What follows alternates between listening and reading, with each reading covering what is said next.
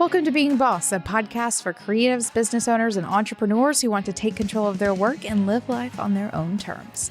I'm your host, Emily Thompson, and in this episode, I'm joined by online business lawyer Witt Boyd to check in on what you need to be updated on as a business owner in 2023. You can find all the tools, books, and links we reference on the show notes at www.beingboss.club.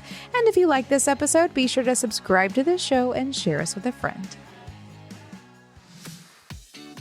Whether you want to grow your business with content marketing, social media, or speaking on stages, or in highly produced Zoom rooms, I've got a podcast recommendation for you.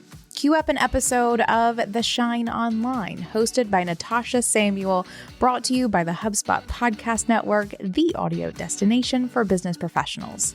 On her show, Natasha interviews the brightest entrepreneurs she knows to bring you no-fluff advice, honest discussions about the mental health and lifestyle aspect of entrepreneurship, and actionable strategies and success stories of those who've mastered the art of shining online in this conversational podcast, with some hard-hitting episodes on marketing your business, filling the latest of her lineup.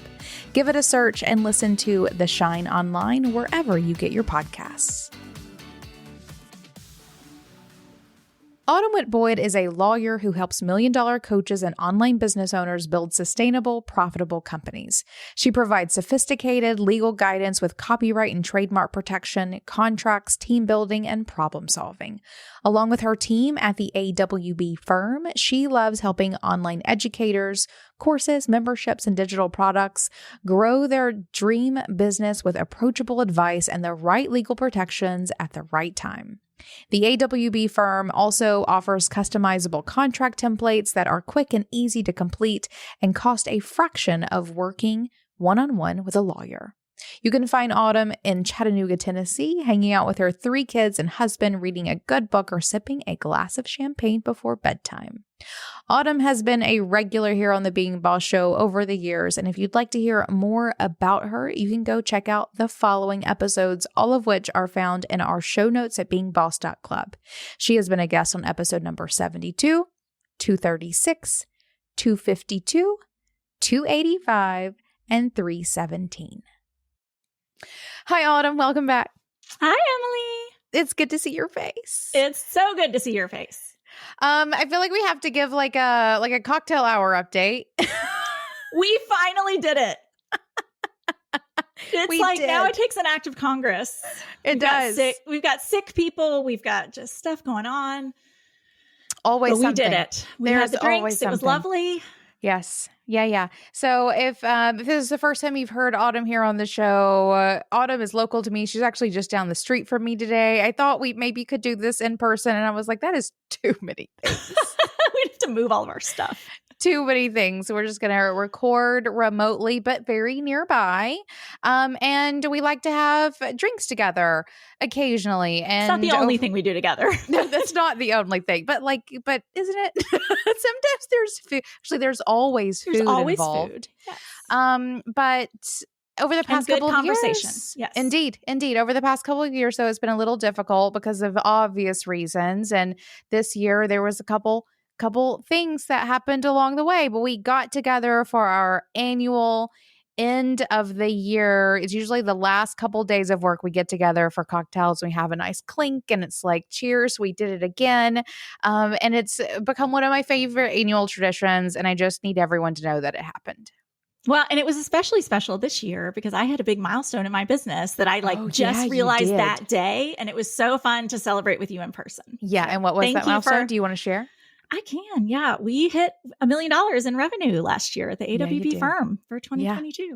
Right. And I will cheers to that all day, every day. I'm so excited for you. And, it's so funny you telling me those things because I do remember whenever we first met years ago, you were just getting started and here you are meeting that big milestone. And I was a little baby boss. Now you were a baby boss. Now you are the most boss. Well, good. I'm very excited to chat with you today. It has been a whole year since you were here recording a show for us. I've enjoyed having you on the past couple of years to come on and do a sort of like legal recap, right? Of like what's happening in the world of online business. I feel like in, traditional business, I mean, things change, but not super often. But as we're in online space, things are in some cases getting defined for the first time. So I love having you on at least once a year to get us all up to date as to what is happening. But before we get on to that, I want to know what's been happening with you. So you reached a big milestone, but what did 2022 look like for you and your firm? Yeah, it was a great year. We obviously, yeah, we really kind of focused on loving on our current clients last year. So we did not onboard as many new clients. We had some changes in personnel, which, can be challenging and can take time to, offboard, find the new right fit, bring them into our culture. So we kind of took the time we might have spent on marketing and really kind of, like I said, loved on our current clients and, really focused on building the team and making that really strong. So we ended the year, I think more, intertwined or more of, I think we've become a really integral part of a lot of our clients' businesses. And that is just an absolute joy for us. We really love supporting them that way and having them. I don't love them calling us when things are going bad, but it is, we love celebrating with them. Like when they hit big milestones or they're bringing on new team members, launching something new, and then, being there to kind of hold their hand when things are not going so well. So that was pretty much our big theme of last year. We did not really, we were literally almost at that revenue mark the year before. So we really didn't grow a lot. But we had grown a lot the prior 2 years. So the last year was kind of a stabilizing year. Like we had to rebuild some of our systems to just accommodate the number of projects that our current clients are sending us, which is great. Yeah. And I don't do that work. That is not my gift. But we have an amazing team member who does. So shout out to Brooke, our systems person. Yeah. Yeah. Amazing. It's so fun hearing from business owners who are in those phases and then looking at the year ahead. Because I feel like over the past couple of years, we've all had a year or two over the past couple where it's like this, where like things need to be stabilized. Like you've grown a whole lot and then you've hired some and you've had to go in and fix some things in the business to make things run more smoothly, whatever it may be. And then there's a year where ideally you get to enjoy that and capitalize on it in a way that like, you've done all the hard work and you've created the structure. Now what can the business do? And I feel like this gets to be that year for you. I think so. Yeah. I don't want to say we're going to coast because I think we're going to kind of take off like a rocket a little bit. But. Soar. Yeah. Soar. I love that. Yes, yeah. That's great. Similar vibe, but different. Yeah. But different. Yeah. Okay, good. That's very exciting. I'm very, very glad to hear that you're moving into 2023 with such opportunity on the horizon and with such a great like business structure beneath you to help you do the thing. Now let's talk about all the dirty work. Or not. That is unfair. I should not call it the dirty work. These are the things that it's funny. It keeps us up all night thinking about all these things. This is literally your day-to-day job, right? All of these like legal we see all things, the bad stuff. All the things that are getting defined and thrown at us at any moment, whatever it may be. So I want to sort of go at this in two different ways. One, I think obviously there's the opportunity to talk about like what's new, what do we need to look out for this year, all those sorts of things. But I also want to think of this for bosses who may be listening. We've been doing sort of this, having you on the show in this way for a couple of years. And I love that it creates an opportunity for everyone to think about what's happening legally in their business every year. So even if you listening aren't doing this on your own, just by listening, you're kind of doing it. Yeah. So I'd like to know from you, from that standpoint, when it comes to doing an annual check-in in your business around legal things, what can or should that look like? Yeah. At a bare minimum, the number one thing, you'll hear me say this again, like contracts. Mm-hmm. That is, in my opinion, and I'll give my standard disclaimer since we're jumping into the legal stuff. I am a lawyer. I'm not anyone's lawyer who's listening except Emily, probably. So please, this is not legal advice. This is just information to get your wheels turning. But so in my, I'm only one lawyer, but this is my opinion. I think contracts are the fundamental legal protection for every business. When we see problems, it is almost always like the first question we ask is, let me see the contract. That is always our starting point when we're trying to look at these things. So I highly recommend at least once a year, you are reviewing whatever your biggest moneymaker is. So that's going to vary depending on your business. If you're consulting one-on-one, that may be your client contract. If you're selling online courses or info products, that may be your terms of use or terms and conditions. But pull that out, dust it off, and take a look, because we change so quickly, especially in the online business world, that we're constantly tweaking or trying to improve things, or we get feedback or there's a problem. But often we don't think to update our contracts to reflect the new or different way that we're doing things. So pull it out, give it a quick read. There may just be some little edits. You don't have to work with a lawyer on this. Like, it may just be, you need to adjust some things and you can do that on your own. Or I will say, if you have had significant issues, I always ask when I'm talking with a new client, like, where is there friction? What has been causing you, like you said, sleepless nights this year? And if it's the same thing over and over, it may be that you would benefit from talking with a lawyer. Some of those things are just business, but some of them can be, made a little better with a little legal support.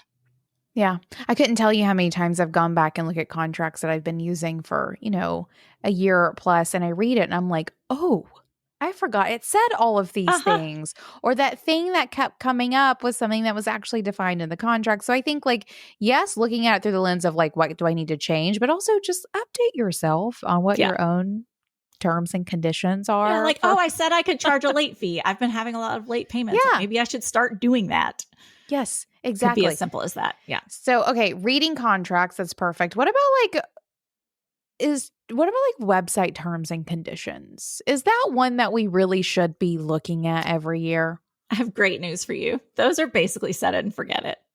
Oh, nice. Yeah. So unless you've made like huge changes to the type of business or, what you're doing, your website terms and conditions are just kind of, I call them the rules of the road for people who visit your website. So they're kind of just, usually if you use a template like ours, it's, things like, you can't copy our photos without our permission, kind of any disclaimers or things like that. But it's pretty boilerplate. So that is not really going to need a lot. Maybe look at them every couple of years, but if you change your corporate entity or your address or something, but most of that is not really changing. Perfect. Anything else we should be looking at? The privacy policy is one that does need to be updated from time to time. Yep.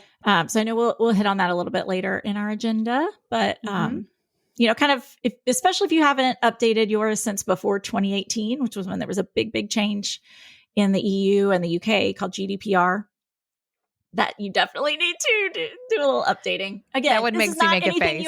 You don't have to write this from scratch. Lawyers don't write anything from scratch. I will. Yeah. We are never reinventing the wheel. So we use templates and things too. Awesome. Anything else? No, those are the big ones. I will say the issue that we have seen the most this year, as far as disputes with our clients, is people asking for refunds. We've just been like, there's been a deluge of refund requests. And then our clients are trying to decide, am I going to give a refund? If I do I want to put some kind of guardrails around that? Like, am I going to kick them out of the program? Am I going to require that they don't speak badly about me? So if you are seeing that come up in your business, I would just say you're not alone. We are seeing a lot of that. I think part of it is the economy. I think part of it is, we're 2 to 3 years past the pandemic surge in online education. And I think people are savvier. I think they're taking a closer look at what they're buying. And frankly, if they don't feel like they're getting what they were sold, they are not afraid to ask for a refund. Yeah. So I would just, as you are reviewing your contracts, make sure that you have a refund policy at all. Even if that is no refunds, that should be in your contract. And if you've seen, again, if that's one of your areas of friction, that may be something you want to look at, kind of how you're handling those.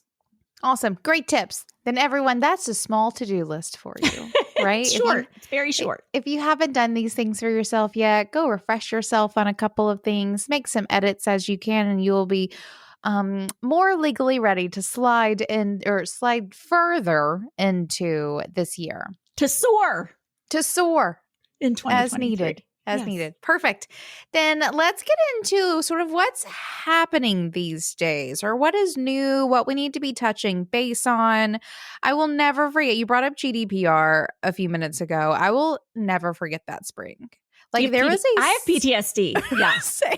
You said that and my face went crazy. Were you still doing web design then, Emily? I'm trying to remember. No, I was shutting down, I think, at that point. I was getting rid of my clients at that point. I did not do, God bless. That would have been the final straw for sure if I had been still doing them. But I do remember a series of conversations that felt like unfortunate events that went from like, I remember the high of the Being Boss book coming out and then having lunch with you one day and you being like, so have you heard of GDPR? And I'm like, no, what's that? And you were like, it goes into effect like in 3 weeks or something. And it blew my mind. Yeah. Blew my May mind. 2018. I will never forget. That was a hard time. Yeah. For a lot of people. So that one really blindsided me. And since then, I feel like that was also very much so a wake-up call for me at that point of like, okay, this online business thing is not the wild, wild west anymore, right? We have to start buttoning up. We can't just be like, free flowing out there, doing, making, selling whatever we want under whatever terms we sort of make up. Not only is there like structures for doing business, but governments are literally getting involved and they want us to button up. So I remember that being a really shift in my mindset around doing business and doing online business, and really put legal stuff at the forefront of if you're going to show up and do work in any space, but even in the online space, you better be ready to know what's going on around you. So with that said, especially considering how quickly online business stuff changes, what are you seeing happening this year that we all need to be made aware of? Yeah. So I've got 3 things on my list. Mm-hmm. So let's start with, this is not new, but I think we're seeing more, like you said, online business is kind of waking up to this. So we're starting to see more enforcement, and that's Federal Trade Commission regulations, which is like the most boring thing that you can imagine.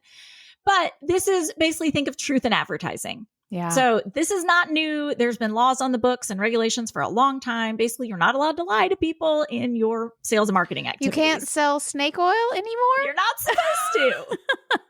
Plenty of people do. And not then, legally. They get that letter from the FTC. Yep. Or they get a complaint filed with the state attorney general. So we're just starting to see more of that. I've had that pop up against a couple of my clients this year. So they are definitely taking notice. I think the online business industry has been a little bit, kind of off on an island, like you said.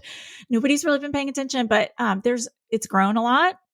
A lot more, regular people are investing, and so I think it's just starting to be on the radar of law enforcement. So that means all kinds of things, but I would say the biggest things we're seeing are what kinds of claims are you making in your marketing? And we're seeing that most around like health and wellness, especially weight loss. So if you're like promising someone they can lose a certain amount of weight, or if you're using testimonials of people that have numbers in them, that is just something to be aware that you should be, again, just be checking into this, seeing what you need to do. And then any kind of like business coaching or course around helping you make more money. The FTC is very sensitive to get rich quick schemes.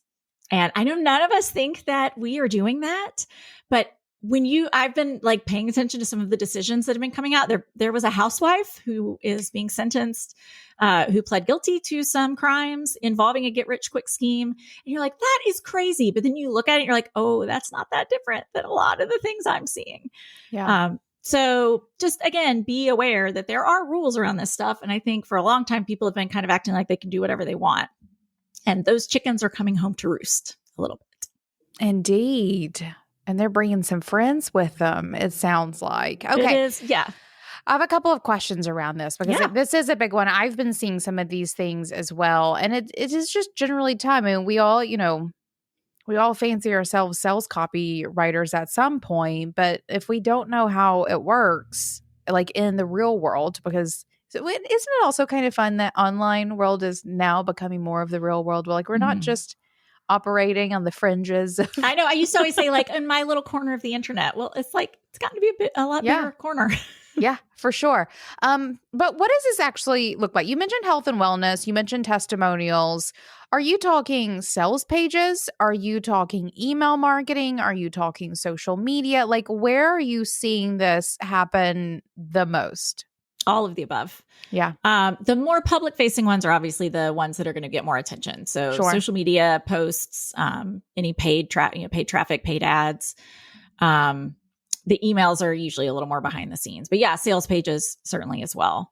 So, think anything public facing is going to be, you need to be especially careful there. Although certainly we have had clients that, their sales emails were forwarded to the local authorities as well. So, and people can record phone call. Like we have some clients who are doing, sales over the phone, which can be a very high pressure tactic. I think another thing to keep in mind is the more high pressure tactics you're using, the more it starts to look like you are being, you could be violating these rules. Sure. Okay. Yeah. And if someone is like, oh, maybe my testimonials are off or my sales copy is sure convincing or whatever it may be, what would it look like? Right? Maybe I'm just pushing the envelope a little bit. What would a review look like and what would it look like to fix some of those things? Yeah. So I think we've talked about this before. And again, I'm one lawyer with one viewpoint, but this is how I like to look at things when we talk about legal protections, I'm always thinking about risk. So what is the risk that something really terrible could happen? So with this kind of thing, we're thinking, what is the risk that somebody could invest in something you're selling and lose all their money and get angry and report you to the FTC? The FTC or a state attorney general could come after you. If your business is very small, under 100,000 revenue, maybe you work with 5 to 100 people a year, you are very low risk at any of this. You're probably not selling things for that much. Your volume is not that high. So this is something like, of course, I at least really value running an ethical business and complying with rules and regulations as part of that. Every person gets to make their own decision about where they land on that. There are plenty of big corporations that are aware of the laws and hire lawyers to figure out how they can skirt around them. So, think about your values, think about the size of your business and what is your risk. As you get bigger, as your profile rises, you are more at risk. So, where I'm seeing this start to come into play more is with my clients who are doing multi-million dollars in revenue a year or who have a very substantial social media following. So those are two kind of things to keep in mind. So if you are in that range or approaching it, or you think like I might be there in another year or two, we've been doing this for some of our clients. It's really just taking a look at the marketing materials. It usually takes a couple hours, reviewing them, comparing them to the laws and the regulations and seeing, are there some tweaks we'd recommend, or are we talking about a whole overhaul of your whole, kind of marketing campaigns? It kind of varies depending on, I have some clients that have, like 6 funnels with 100 emails and, it can vary depending on what your business marketing looks like. Right. And I would say for anyone who's not there yet and who's like, this isn't, a problem, or also I want to do it right. A lot can be said about starting things well. Yes. Right. Yeah. It's easier not to have to go back and rewrite all those emails later. Yeah. Yeah. Do some honest business from the get-go and it becomes significantly easier as you grow. Well, the bonus is you're going to have less refund requests. Just everything is going to run more smoothly. I have found. You're Absolutely. Have less churn, less people, more people are going to send their friends to you. I just think there's so many benefits to running your business that way. Growing a business can feel like the Wild West, but there's a better CRM in town, HubSpot.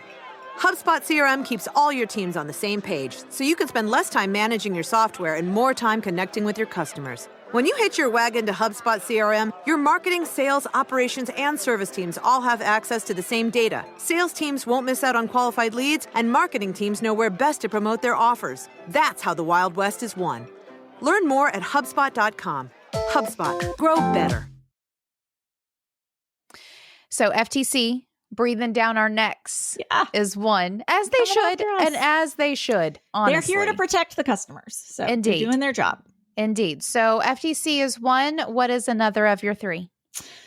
So we have seen a lot of action with text message marketing. Yeah. So if you are like me, your phone is probably blowing up with like doctor appointment reminders and all that. It makes me crazy because I'm old.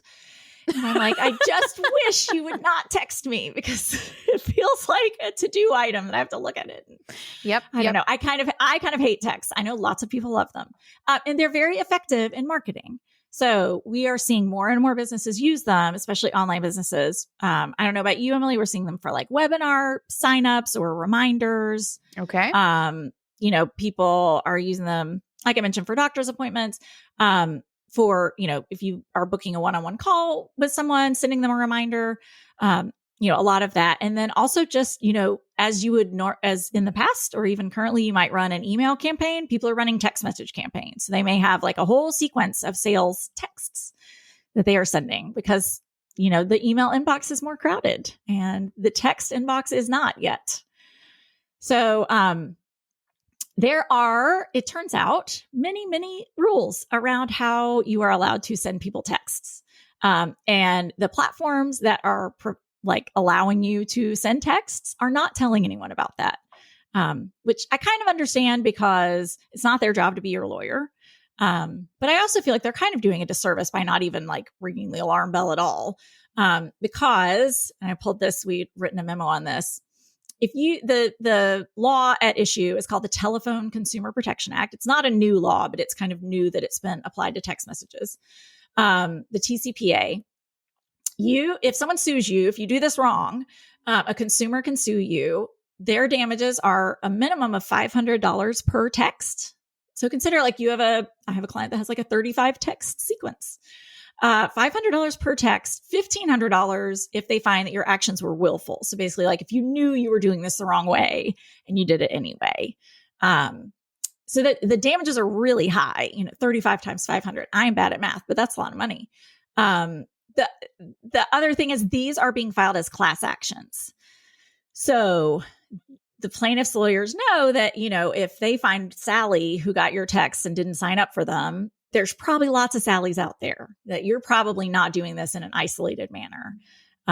So then we're talking about just really, really huge damages exposure.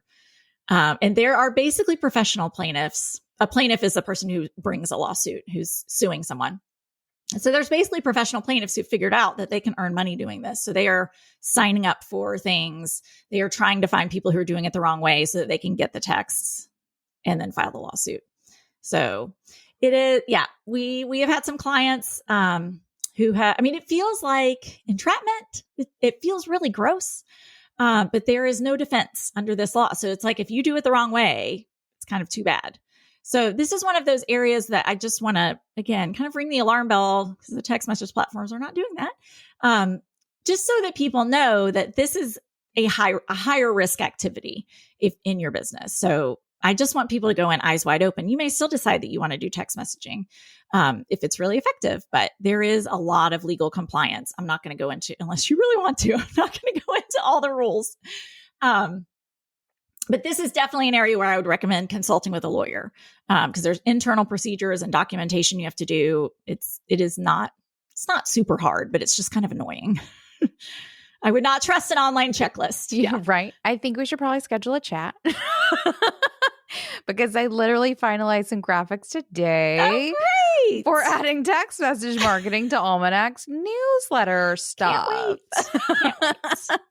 So I'll give you the like 50,000 foot view, which is they have to give their express consent. Yes. That's the biggest thing. And then there's like some other things. Yes. But you can't just like have a spot on a form where they can fill out their cell phone number and then just start blasting them, which I have definitely seen people doing. Yeah, for sure. No, as we have been putting things in place, we've been researching. I knew that there was some regulations around this, and I know that I want to do things well from the beginning as much as possible. So we've done a good bit of research and been very careful about starting it and doing it slowly. This is not some half-baked idea. I was like, 2 days ago, I was like, everybody needs a change of direction yesterday. Yeah. Right? No, we've been working on this for about 6 months and really like taking our time to do some research. But I do think it probably would be ideal to have a chat about it. Happy to chat. Because too, even in the Being Boss community, there's occasionally conversations that come up around text message marketing. And really, it is incredibly effective. The open rates and the click-through rates are really tempting. Well, and I'm definitely not saying don't do it. I just want you to do it the right way. And there's just like a couple things you have to do. Nobody wants to get the letter that one of my clients got that is really scary, or get the lawsuit delivered to your door. So let's stay on the right side of that. Absolutely. So as everyone is hearing, all the things about text message marketing, also, if I can finger on the pulse, how I'm always like, get off social media 5 years before everyone gets off social media or whatever. I think this text message marketing thing is going to be relatively short-lived. Oh, hot take. do. And mostly because it becomes so much so fast on such a direct to your eyeballs thing that I don't think very many people are going to be really diving into this. And if anyone does, I think they're going to get out of it really quickly, and or the numbers are going to tank so fast that business owners don't see really the advantage of it in traditional marketing ways. I think there is a difference between marketing and the doctor's appointment, or, marketing and your package has been delivered.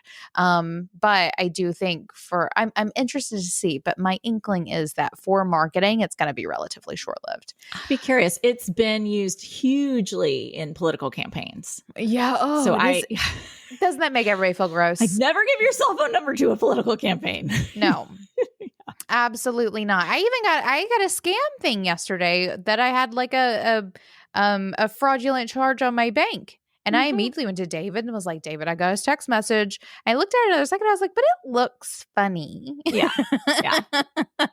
And sure enough. So anyway, all this to say, I do think that I'm interested to see, but I do not think that text message marketing is going to get caught on in quite the same way. We shall see.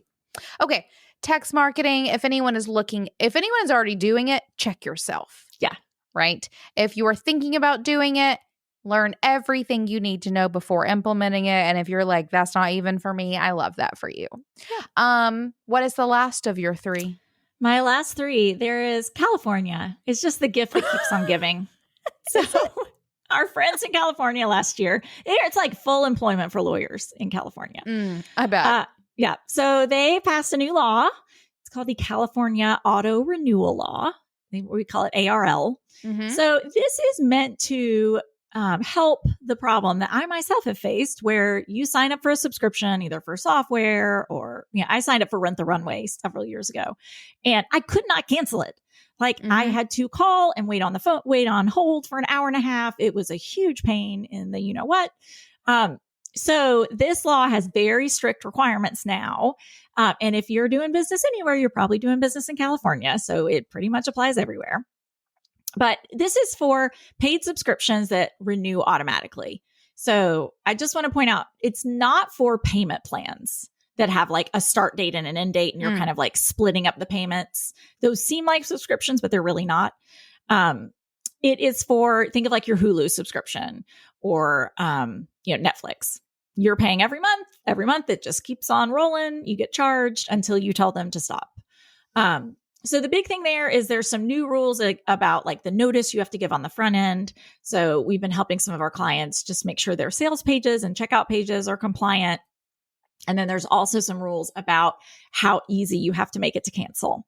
There has to basically be a button or a very easy way. You can't force somebody to get on a call with you and, go through this 12 email sequence that I have seen, please don't go. That's not going to work anymore.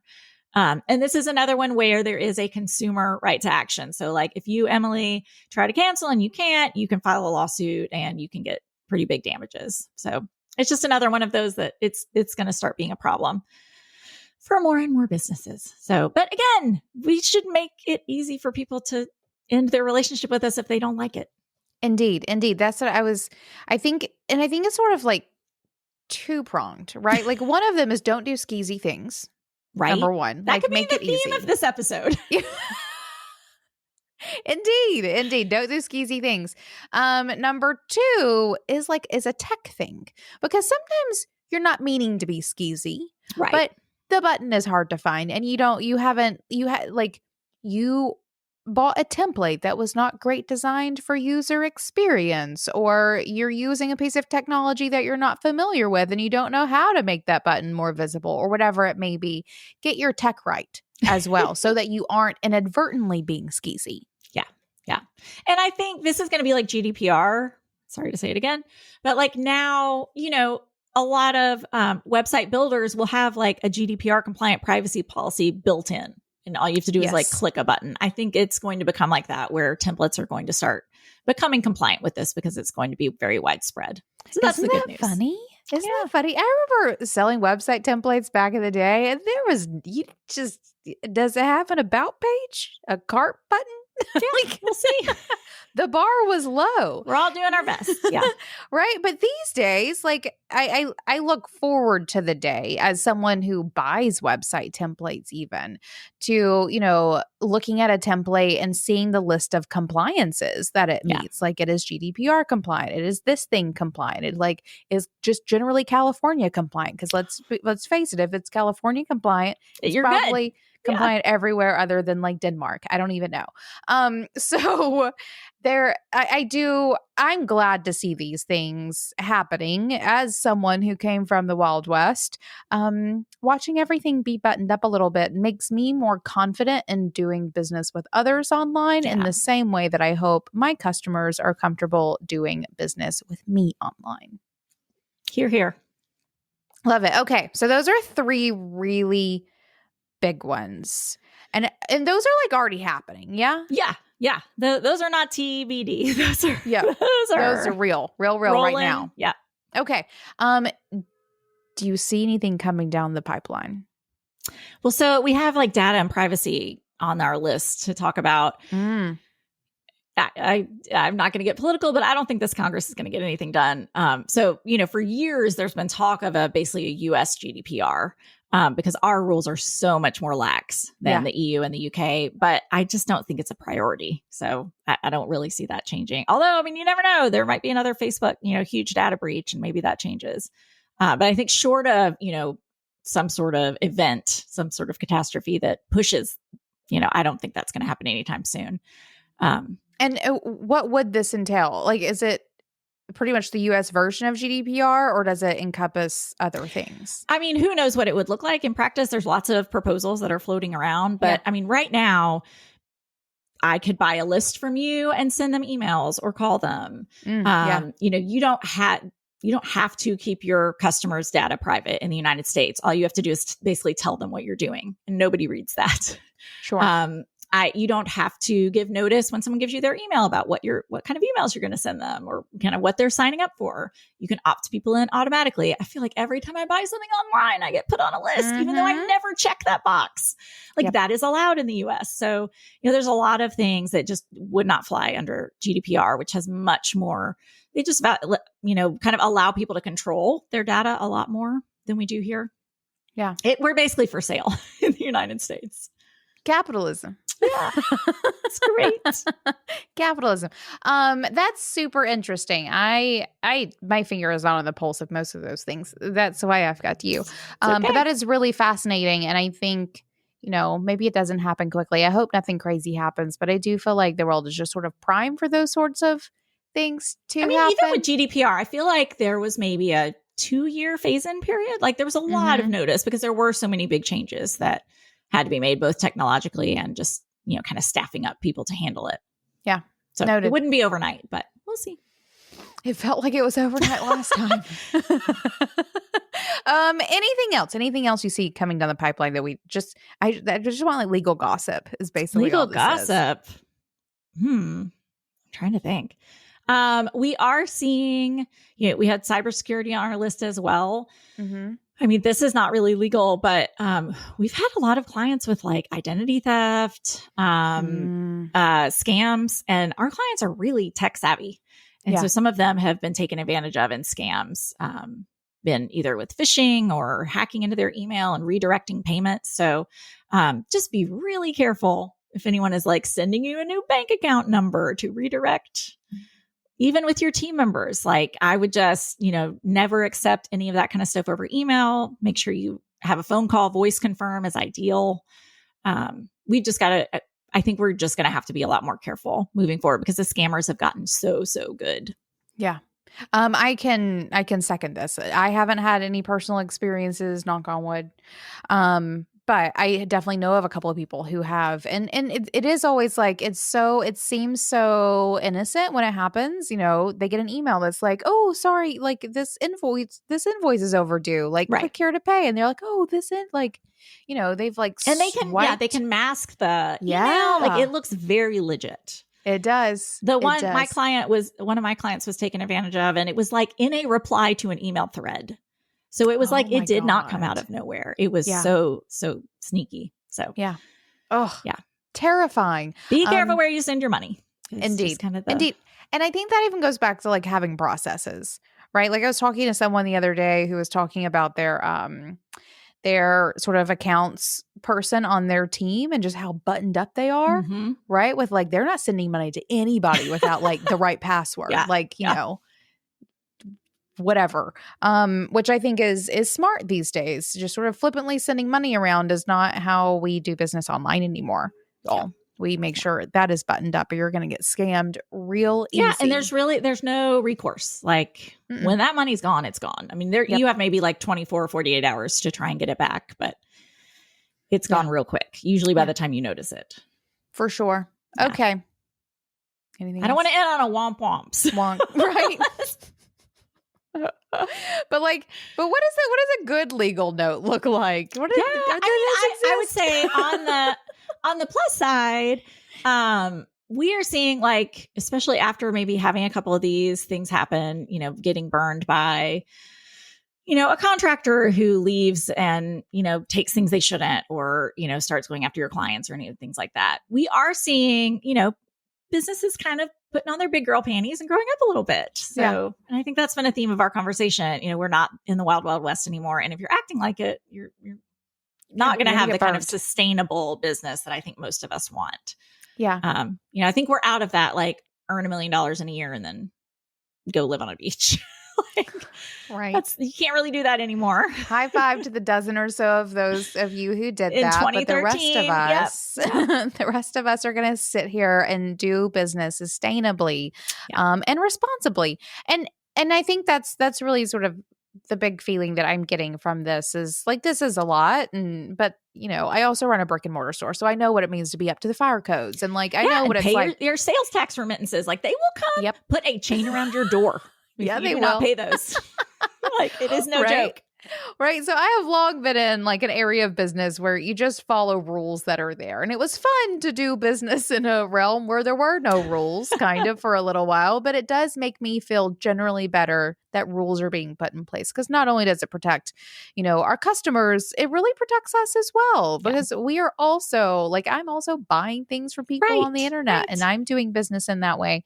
So knowing that I'm protected sort of from both sides also feels really great. Yeah. And I don't want to, I made a note, like, I don't want the bosses listening to freak out and be like, I can't get started because this is too much. That's where I really do want to hammer home. Like, think about the risk proportionally to the size of your business. Like, I would not let any of this keep you from starting. But these are just kind of watch outs as you're growing to kind of keep in mind. Yeah. And also, one of the things about the past 10, 15 years of online business is made entrepreneurship and business ownership feel so incredibly easy, like falsely easy, right? You can just start a website and have a PayPal link and you're in business. And that was great for 10, 15 years. Like, if those of us who did that, love that for all of us. But that is not the reality of business, like of working in the economy in this way in any other place than online business. And it is not the case now either. So there is an adjustment to mindset that I think has to happen around what it means to be an entrepreneur, even in the online space. And it does involve getting buttoned up. Yeah. And we haven't really hit on team, but I guess that's something I'll mention too, that I have seen, like, with what you were saying. I think there's been an attitude for a long time that, like, I can just pay everyone as a contractor. I don't need to worry about any of those employment laws don't apply to me because I'm online. Yeah. And that is not true. So we're seeing a lot of people getting hit with unemployment audits and, people not paying their taxes and the IRS coming after you. Like there's another, again, I don't want to say don't do it, but this, like, if you're hiring people, it's a real responsibility. Like you have their livelihoods in your responsibility. So, take that seriously. Make sure you're doing it the right way. Absolutely. Absolutely. Yes to the team stuff. That one's been really big. And we can almost thank the pandemic for that, right? I mean, everybody went online and we had to make adjustments along the way. And as we have transitioned back out, a lot of people are left in that realm and need those protections as well. Yeah. So that facilitated into the Wild West in that portion of how we do it as well. Will there be any wild left, Autumn? I don't know. Maybe not. And I think I'm okay with that. More or less. We have to move into online business being a legitimate thing, right? Yeah. I think legal and legitimate have those like root words are the same for a reason, everybody. Yeah, I like that. I don't know Latin, but I bet that's a thing. Yeah, I made up that connection, but I would assume. Yeah. I mean, even in the normal business world, there's always going to be businesses that flout the rules and try and sneak around things, but they often get caught. Like it's a house of cards. You can only do that for so long. Yeah. Okay. Yeah. Well, no one do any of it. Button up. Do it right. Okay. Then last-ish question for you. Are there any things that you can think of that you would recommend that small business owners stay on top of this year? Or it may just in general, maybe just like a final, if you could do only one thing today, here's what you should do from Autumn, Lawyer Autumn. I'm going to give you a shameless plug. Yeah. Which is our emails are really good. They are. So they're not pitchy. They're helpful. We are keeping an eye on all this stuff. So, no guarantee that we're going to see everything because I don't promise that to even my own clients. But, if there's a big trend or something really big coming down the pipe, like we're going to be talking about it. So I have something special that we put together. The 2022 version is out now and we're working on the 2023 version. So depending on when you listen to this, you will get the most recent version. And I'll give this link to you to throw in the show notes, but it's bit.ly/AWB legal report. If you go to that link, you sign up, you will get our emails in addition to the report. No text messages. No text.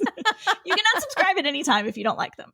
But yeah, I mean, you in some way, whether it's our emails, whether it's, oh gosh, I can't imagine like having a monthly task to like do a Google, but I mean, just in some way, you need to be kind of paying attention to people who are talking about these kinds of things because it is not something that you can really easily do for yourself.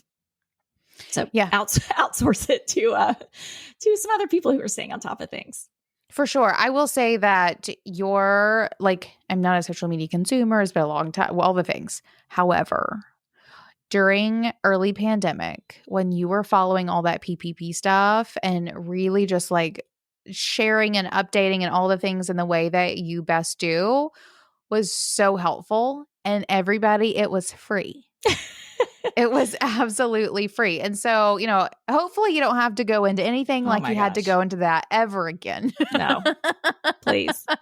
However, the information that you do share on the regular is incredibly helpful. Yeah. And especially during certain pinpoints have even helped me make decisions and move forward, even as someone who does work with you. But in those cases, it was just Autumn online, which was great. So I do recommend everyone go sign up for that. I mean, it's funny. I had we do have special client alerts that we send out once a quarter, but a lot of our clients just get our regular emails. And one called me today and he said, I saw your email and it made me think of something. And so I had to reach out.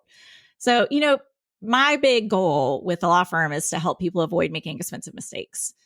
And most of you did not go to law school. So you don't know what you don't know. So you've just got to kind of keep paying attention, learn as you go, outsource where appropriate. Absolutely. Perfect. Then Autumn, where can people find more about you in general? Yeah. So we are AWB Firm in all the places. That's our Instagram handle. Our website is awbfirm.com. We're on LinkedIn now. So I don't know. We're playing around with some new stuff. Perfect. Yeah. Well, we will include the links of all of those things in our show notes. And my last and final question for you for this recording is, what's making you feel most boss?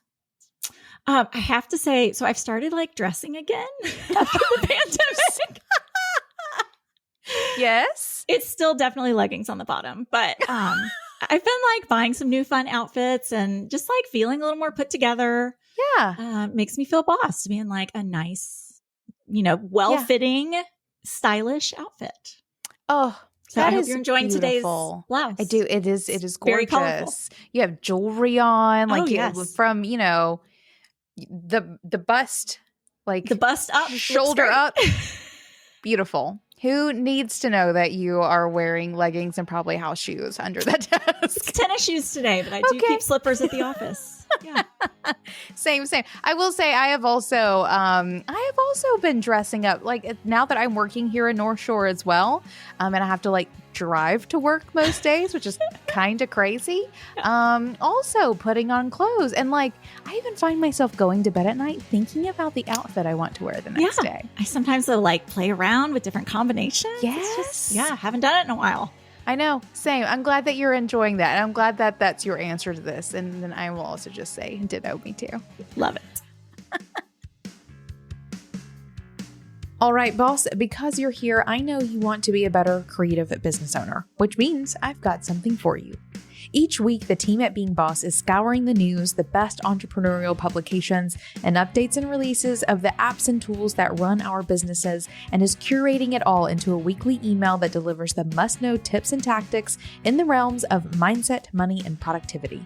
This email is called Brewed. We brew it up for you each week to give you the insight you need to make decisions and move forward in your creative business. Check it out now and sign up for yourself at beingboss.club/brewed. That's beingboss.club/BREWED. Now, until next time, do the work, be boss. Yeah.